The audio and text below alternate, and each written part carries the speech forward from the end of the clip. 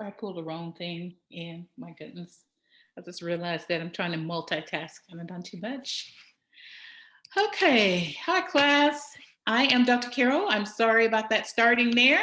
I went a little bit too far. I forgot I was being recorded. But welcome to Business 526.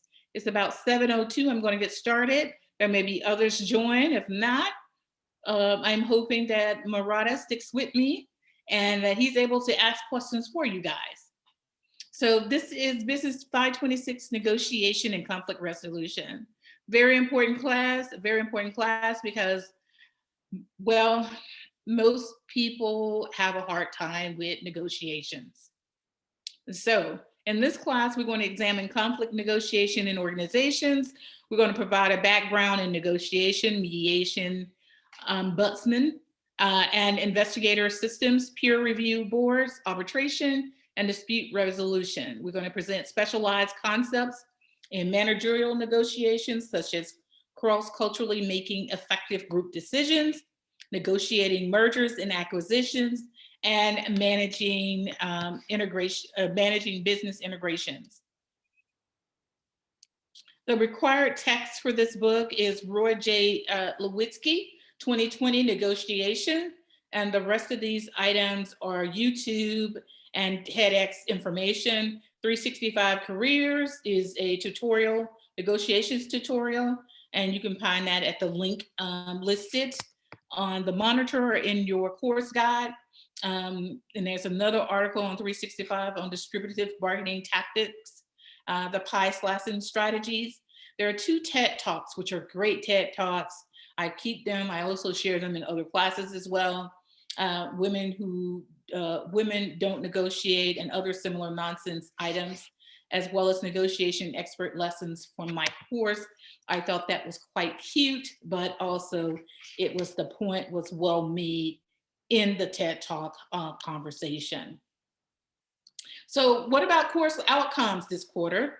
Well, this quarter, we're going to develop a proposal for using strategies in a given negotiation that considers alternatives and ethical behaviors. We're also going to create a workplace conflict resolution strategy that considers the impact of negotiation and litigation. Thirdly, we're going to propose a plan for managing negotiations and resolving conflict in a diverse cultural environment. And finally, we'll review concepts related to conflict negotiation in organizations, including negotiation, mediation, ombudsman, investigator systems, arbitration, and dispute resolution.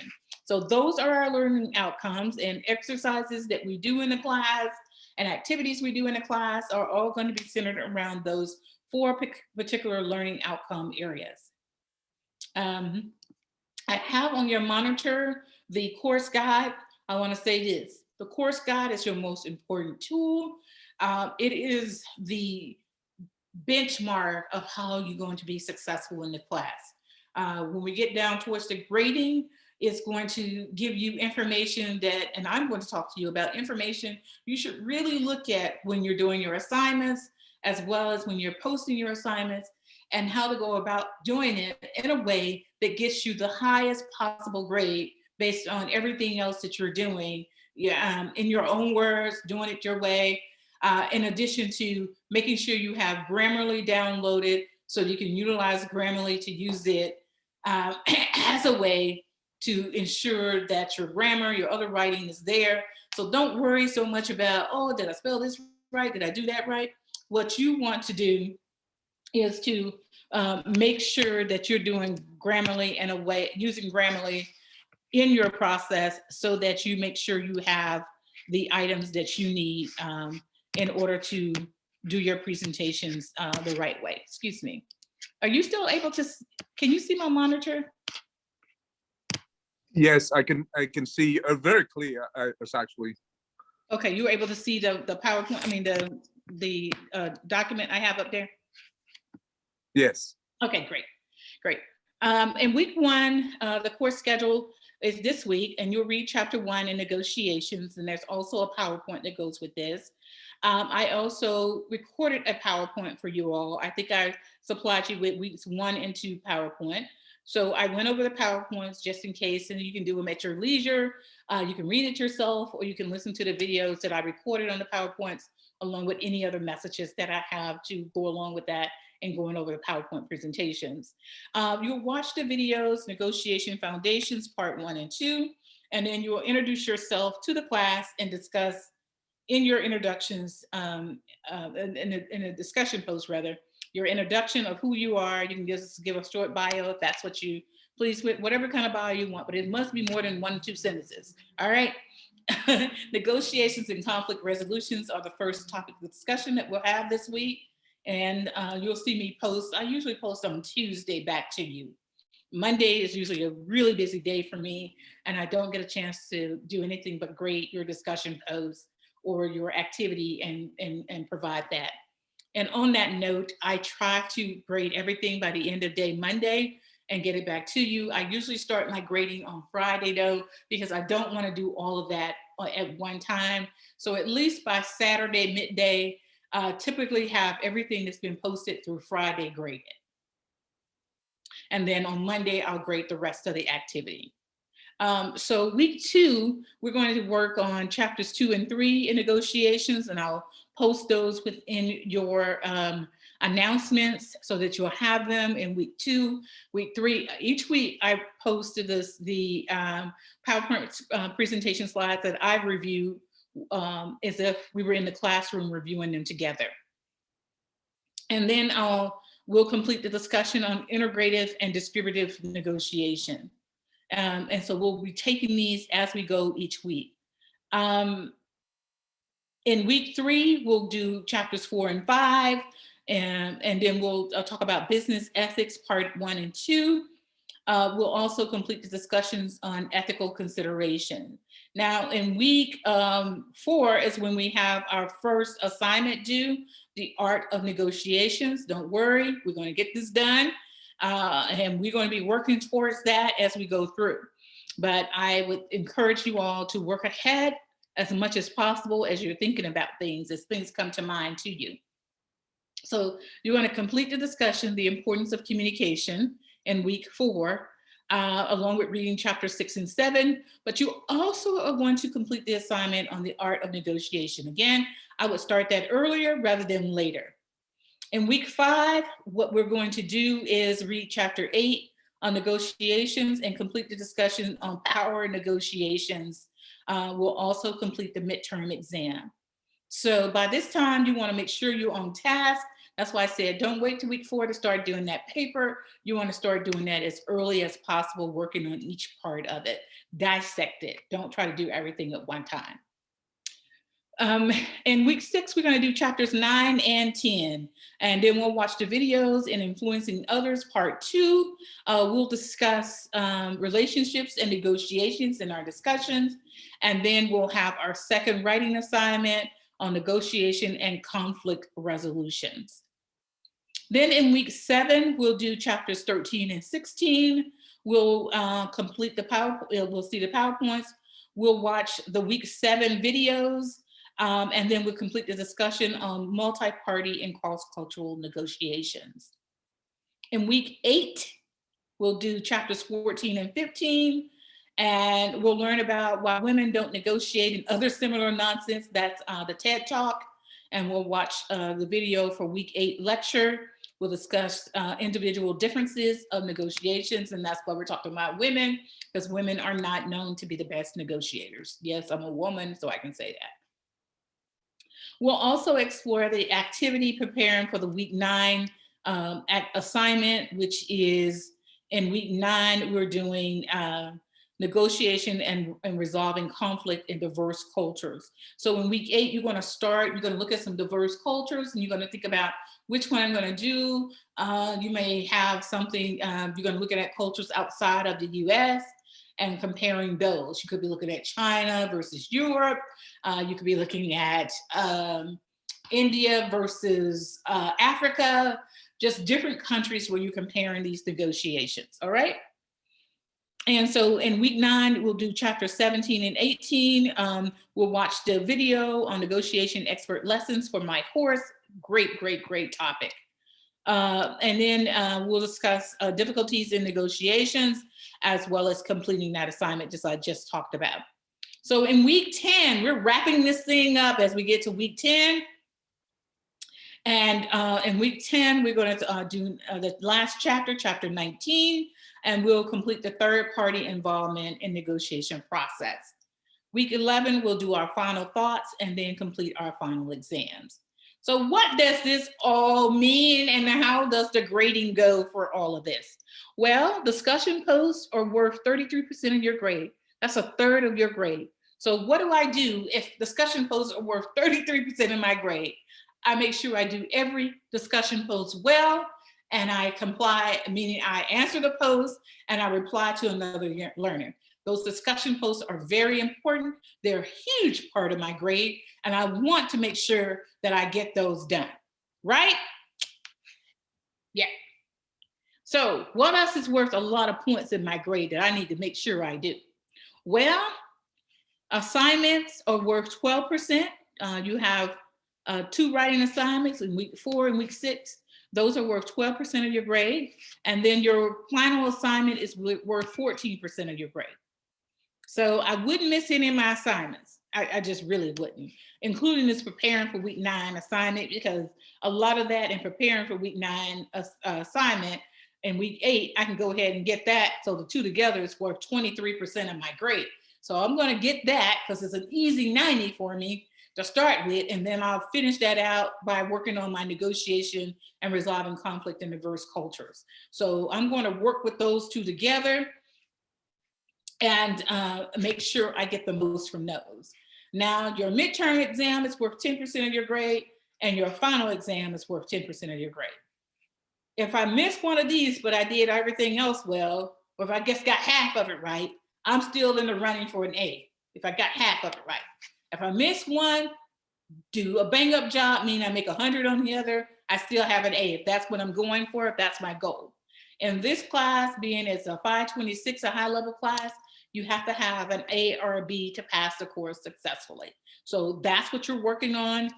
In order to have an A or a B, you have 900 or more points, that's an A by the end of week 11, or 800 or more points by the end of week 11, that's a B. 700 to 799 points, that's a C.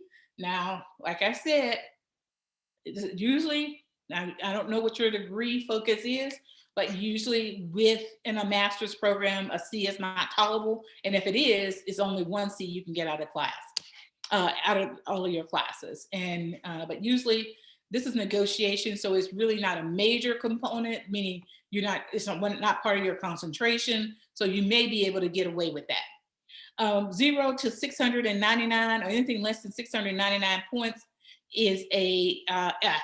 We don't do D's in master level courses. Any questions about the grading?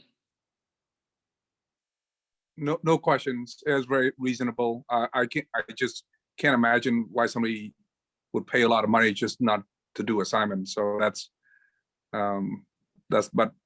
individual preference, I guess. Yes, sir. Yes, sir. It is individual preference. My goal is to help you guys get finished early on rather than later. Don't let life get in your way. Don't let it happen. We are been bombarded with various surprises for the last 3 years. And, but we still have to keep going. If we stop, then we perish. And that's the same. Just like today or the last 2 days, we got hit by a snowstorm here in Northern Virginia, and most people power outage. I think that's I'm pretty sure that's what everybody's going through a problem, just like me here. Yeah, in that area. But the great thing is we have students from all over in these classes. Yeah. So we're all going to suffer different things. That's why I say use the phone. Get your phone up to date. Yes. And make sure I have a power pack. I am prepared. You know why? Because every downtime creates opportunity. Yes. And so if you use your opportunities well, you will be so much more successful. And I try to strive this to people. I have a lot to do. I mean, when people read my stuff, they get exhausted. They're like, I'm tired just thinking about what you do. But the only way, I promise you guys, the only way I'm able to do it all, I have to put great time management techniques in place. I have to use time wisely, and I just don't work all the time. I enjoy life. Now, homegirl here enjoys life. Trust me, as hard as I work, as hard as hard as I have fun. So I have to. It makes me out of the person I am. So otherwise, I'd be some boring person who's miserable and putting hatred out there unnecessarily, probably. I don't know. But take the course guide and watch it and watch what it says. When I have to write a paper, I make sure I take a copy and paste from the course guide what is needed, I need to do, or from the, I don't wait to this course guide to week 9 or 10 to get into something where I have an assignment due. I go ahead and map that out and then start doing stuff. Like this first assignment says, briefly describe your selected negotiation. Well, in week 1, we already talked about negotiation. I can go ahead and pop an answer in that one. Okay. Right quick. And then it says, examine the issues versus the interests of parties involved in negotiation. How is it different? Well, in week 1 and 2 and 3, I'm going to be talking about that. I'm going to pop an answer in there right quick. Analyze the ethical behavior or tactics that are being used in negotiation that you may find between the Middle East and some other company that you're examining here. I can do that because I already pulled up my article on the Middle East. I'm getting all this stuff together and I'm reading about that in my leisure time. You see what I'm saying? Or whatever time. BANTA. What is BANTA? Best alternative to negotiated agreement. And then it's WANTA. Worst alternative to a decision. I'm going to figure out what those are right away, describe those, know the definitions of them, and come through and say, in the best situation, it should be this. And in the worst situation, we could look at that. In the worst situation with a storm out here, that I got my lights out and things of that nature, I'm going to use my downtime wisely.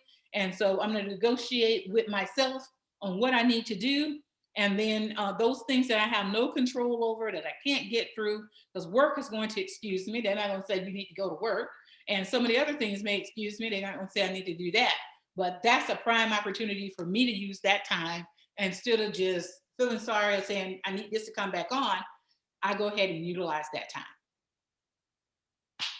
And if it's on your phone, you can usually pull that up. I talk to my phone when I'm doing my assignments. I put things in notes, and I click it, the microphone, and I speak what I want my answer to be.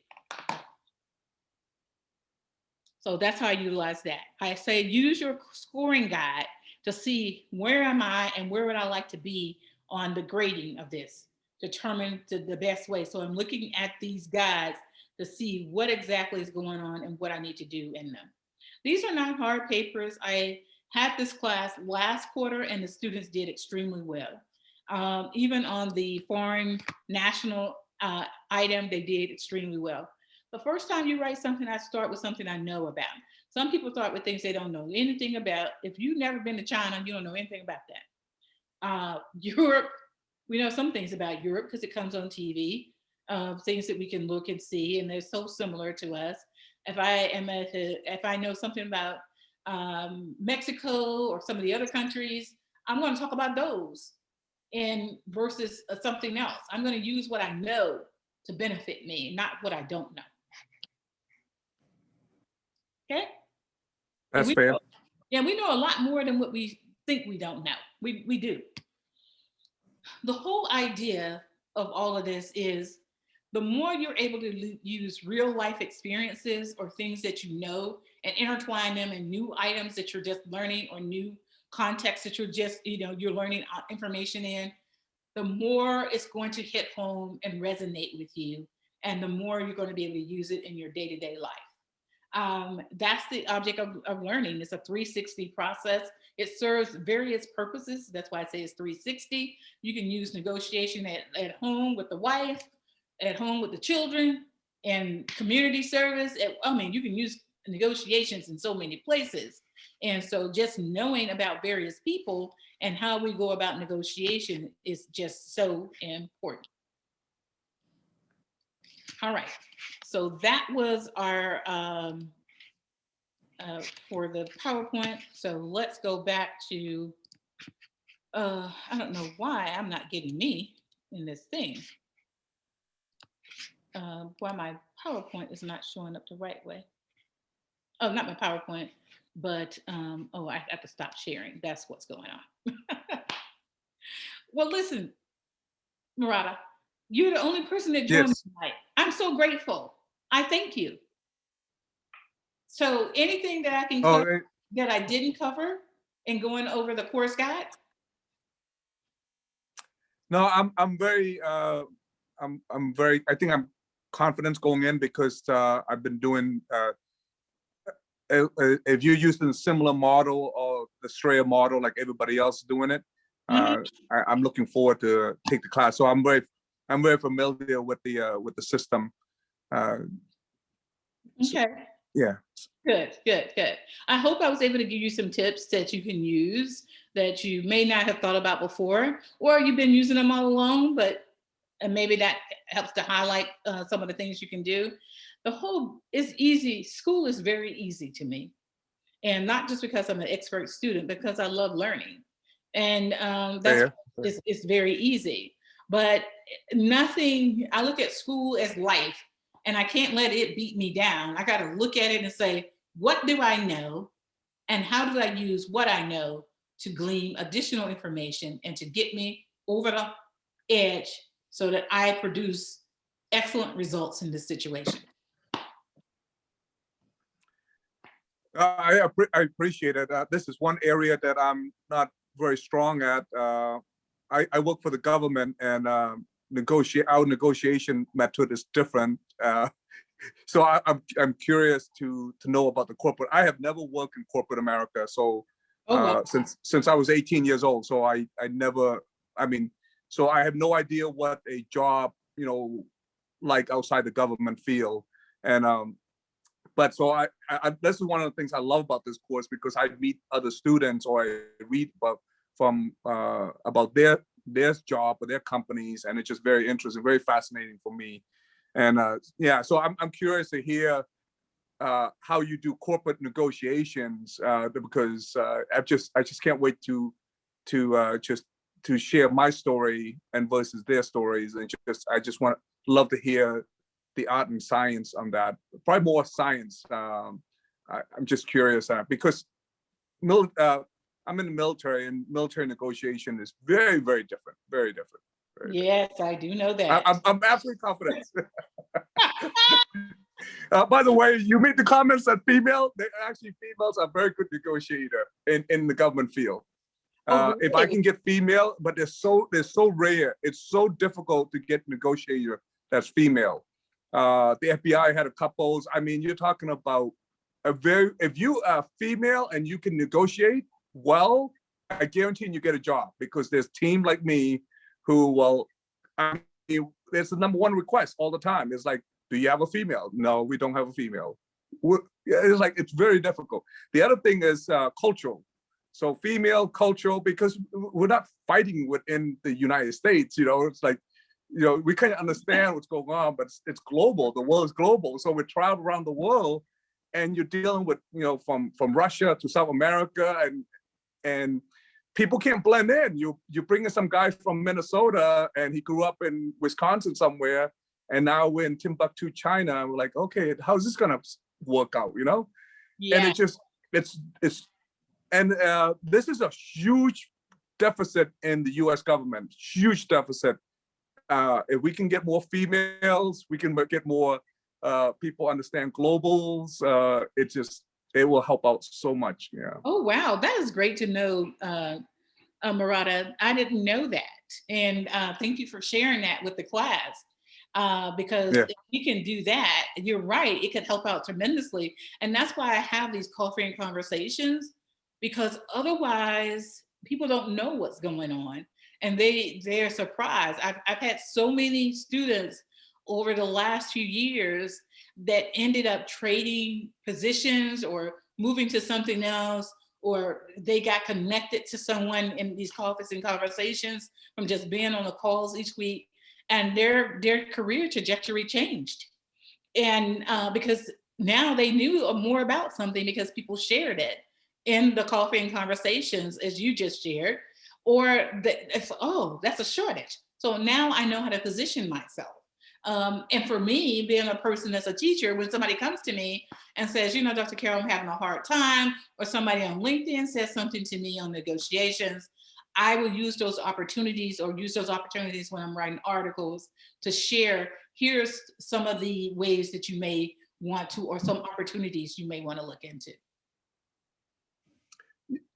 Yes, you know, right now we haven't started any class, so there's no way for me to get in any intellectual conversation. But I'm looking to hear the TED Talk, all the things that you list out, because that's unique. This is probably the first course where it's like we're going to watch TED Talks. I'm a huge fan of it. So Yeah, me too. it just get insight. Yeah, I'm looking forward to learn. Like I said, mostly what I want to learn is the science of negotiations, because the art part, I want to learn that too, but I want to learn the science, the system approach, system process to it, and yeah. Well, you're definitely going to learn that from the class, and the PowerPoints and all of that will show you that. The reading material, I really suggest that you read through. The reason I recorded the PowerPoints is because I know students are, some students are auditory learners, and some people are combination learners, meaning they're auditory and they cite, they need to see it, they're visual. And so if they can see it, hear it, and feel it, then they're more likely to take that home. So the science of the class is there. Now, the experience and practices of it, students may share, or I may share things, but definitely I'm going to share more in coffee and conversations than I do in the classroom, because that audience drives me, and I have the opportunity to share things that you can hear again and again. And people don't agree. Now, is the PowerPoint, if we were not doing online, we were doing class, let me ask you, is that PowerPoint, is that your lecture notes from lecture? Yes. So okay, I that's record awesome. my lectures from, if you were in my class, you were actually in physical class with me, I record that. And the other part of that being that I'm not physically there is these coffee and conversations. So instead of you coming and sitting in my class for 4 hours, you get to listen to what I have to say in the PowerPoints. And then for an hour each week, or up to an hour, you get to talk to me as if we were in the class. That's about all people spend anyway. Even if they were going to a 4-hour class, they get there late and they may spend an hour or two in the class. Yeah, no, I appreciate that. Believe me, anytime you can help me to kind of remove the online stigma as much as possible. I teach too, but my subject is military science, so it's a little bit different. But when I was looking at the title of this course and negotiation, I was like, man, how are you going to learn this online? Because what you want to learn is from your experience, from hearing and dialogue and conversation, because these are very tough subjects to learn, just reading and just essentially monologuing one area without diverse communication. So I'm looking forward to the discussion, and I'm looking forward to hear everybody. Well, I will pay close attention to your stuff. And now that you've been on, I'm glad you joined. And if anything, it may be more dialogue with Professor Carroll online than anybody, because in this case, a lot of students they want, in this class, people want you to respond to what they've had to say. And if people don't respond until Sunday, it's hard to get that done. Now, if you respond before Sunday, I'll respond to you. But if you happen to be a Sunday, so let me ask you this. So this is my schedule. Maybe I should have asked people this at the 4 or 5 courses ago. So the way I do it, Monday, Tuesday, I do the reading, and then Wednesday and Thursday is when I prep for writing, if it's writing assignment or discussion, whatever. And Friday is usually when I publish. Friday, and then on Saturdays for the last minute thing. It's like, but I try to get everything all done during that time. But it's I just don't know how other people do it. But it worked for me because of my schedule. I couldn't do. There's people, there's people out there could read and then write it, and or I don't know if they do any reading. So maybe that's a thing, is they not doing any reading. Because I don't know how you write something on Monday without reading the context, Yeah. and Well, some people watching. download things before the week is due. I mean, before, the 2 weeks they were out, they downloaded the course guides and they started on it. Okay. And then they'll come back. I had to stand up because I've been on conference calls all evening. Yeah. But they will come back and they'll already have. So they did like what I do. So 2 weeks before my class starts, if I know, I'll take a week off. And then a week before my class start, I'll download the course syllabus. And then I'll go through and start answering things. I'll start getting my context in order. I'll read and I'll start getting things in order that I have to get in order. That's what I do. Now, some people, they read enough that they need to read to have a vivid conversation with somebody. They don't make sure they read everything. That's why they go ahead and answer earlier. But by Friday is a good day to answer a discussion post. As a matter of fact, I do my gradings at the end of day Friday. I grade everything posted by Friday, Saturday morning, and then I do my next grading of everything else on anything else posted after Friday night. I grade on Monday. Oh, that's awesome. Thank you so much. Yeah, I'm always amazed. I'm always amazed some of the discussions out there that I'm very impressed. I'm very impressed. A lot of the students here, they come from wealth of experience, and it's just amazing. I love it. Yeah, but you got to do things within the order that I think you got a good plan there. Like I said, Friday is great, as long as you're not waiting to Sunday. Because if you're waiting to Sunday, a lot of times, and this is not always the case, but 90% of the time, the discussion posts are not the best discussions. I agreed. It's yeah. Thank you so much. So I apologize. You can't see me for some reason. I don't have a camera thing because I'm on the phone. That's okay. But I can see you, and I apologize for that. Yeah, that's okay. That's okay. But you've asked some great questions. I think you've asked great questions for the class. So we're all lucky that you were on the call tonight. And we have that. So we'll have these calls every week. And usually they last about 30 minutes. Okay. Sometimes they'll last an hour based on the students that participate. Hopefully this is not an indication of what kind of calls we're going to have each week, with just one person. But even if it's just one person, it was still great dialogue. You were able to show, sometimes other people will show, and you may not be able to show. So at least we got something done with that dialogue. You were asking great questions. We went over that course guide. You asked how people go about doing it. And so we can see, and you made a statement about work and what you all look for and what you all need in your areas of work. But you also talked about women and you needing them to be negotiators because of the soft skills. You didn't say that. Women have more soft skills than men, and we're going to find that out, meaning those soft skills, like they know how to be empathetic. They know how to listen more intently. They know how to take their values in emotional context and loop them into, well, what if it was like this?